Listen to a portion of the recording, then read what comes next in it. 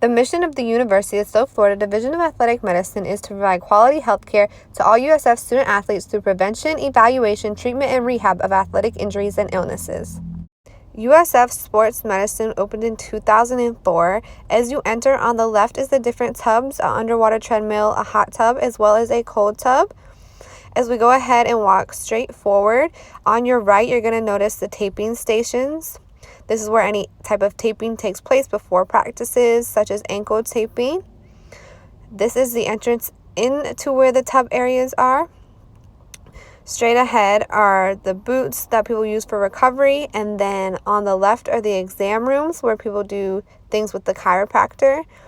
Then we have on the left here all the different treatment tables where different treatment takes place, such as ultrasound, cupping, Graston, and different evaluations are done on the athletes. And as you come around on the right side where you see the balls, this is where the different types of rehab are going to be taking place. So any rehab treatments take place in this area over here as you see the bike and different things to use. What is your name? Macy Franklin. Where did you do your undergrad at? Wingate University in North Carolina. How long have you been doing athletic training?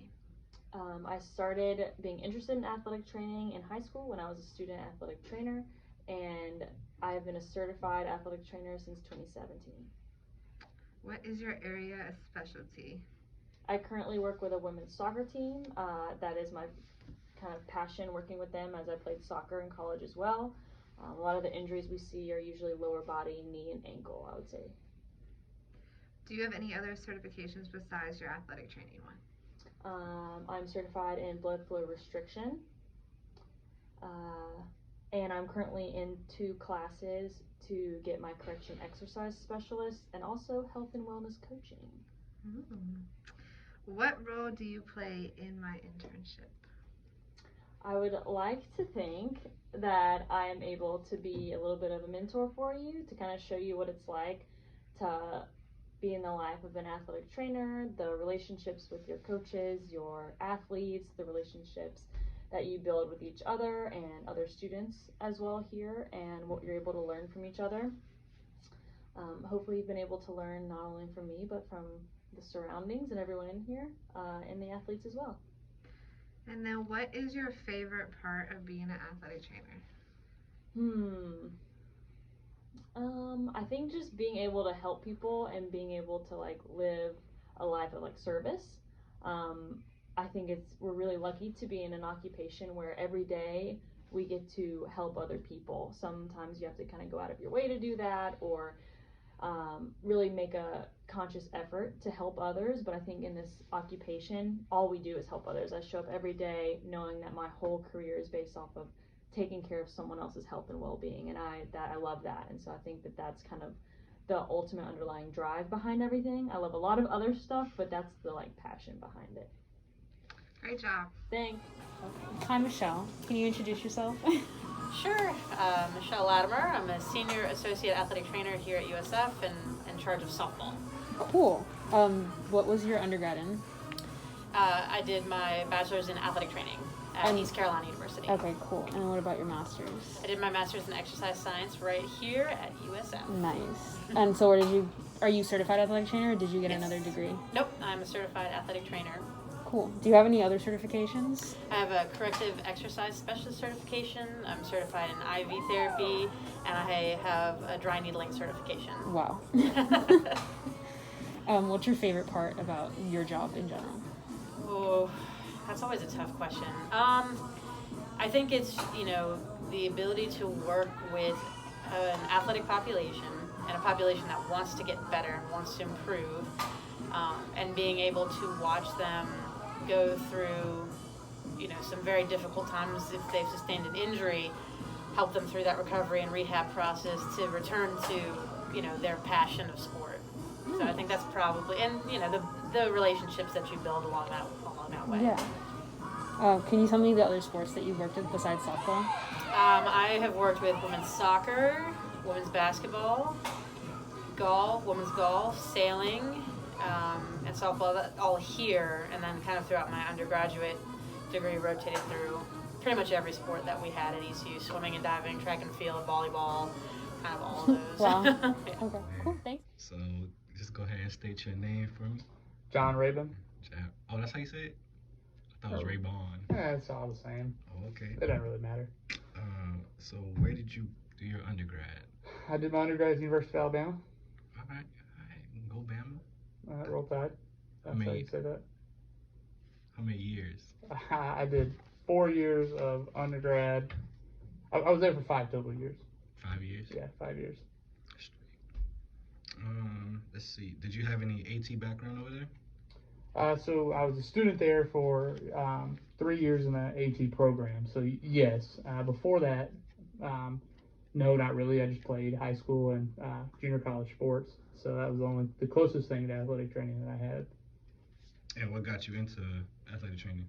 So I had a knee injury in high school. I hurt myself pretty bad. Went to PT clinic and thought I really wanted to be a PT. Is what I thought.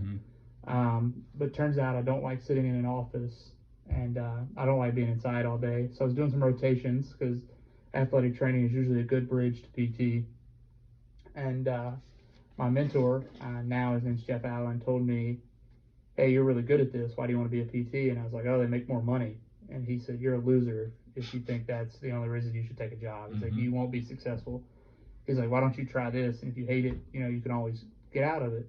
Well, it turns out I don't hate it, and now I don't want to be a PT. So sometimes wise counsel helps you out. Yeah.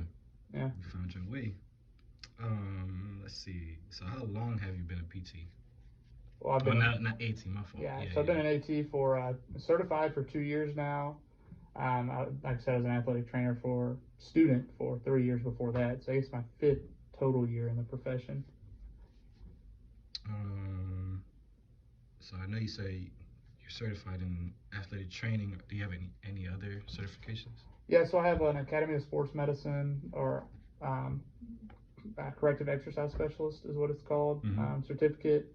I'm CPR certified. Those are basically my professional certifications.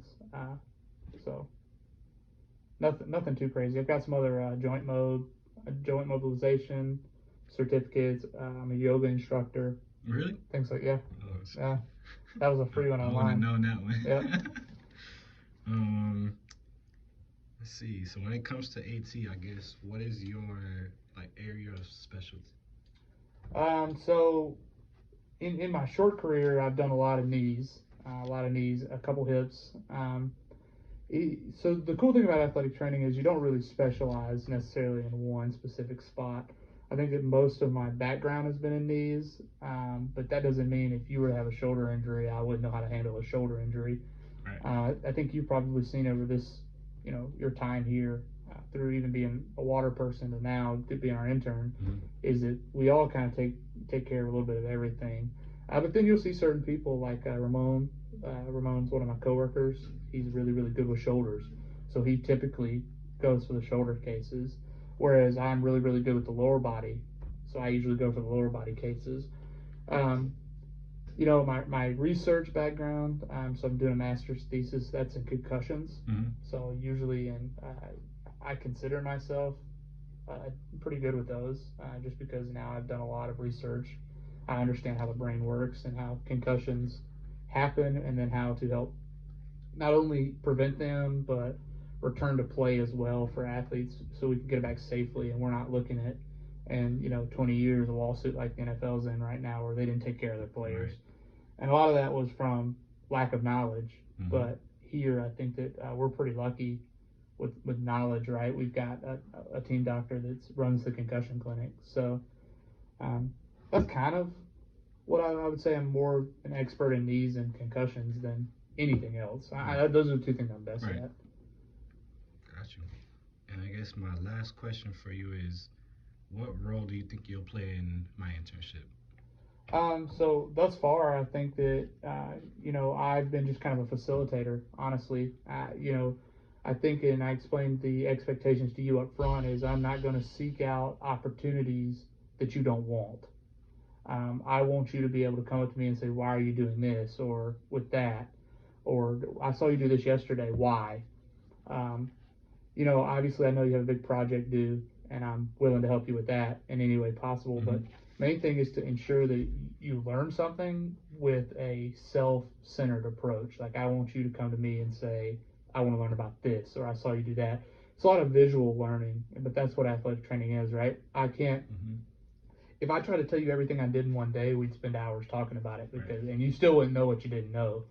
So I think that, getting you hands-on with everything that you're allowed to do within your program's guidelines, and then, exploring other options as well, like the things that, so talking about modalities, because you can't do modalities, but understanding why we do them and how they work, through talking about the science, and, why did I put these pads in this? What are the different frequencies that I'm using?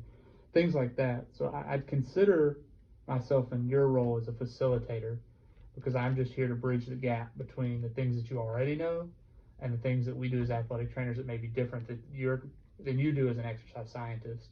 Because however they overlap a lot, there are some things that you're going to see and you're going to be like, hey, I learned it this way. And I think what's good is now we're kind of collaborating on why we do it which way.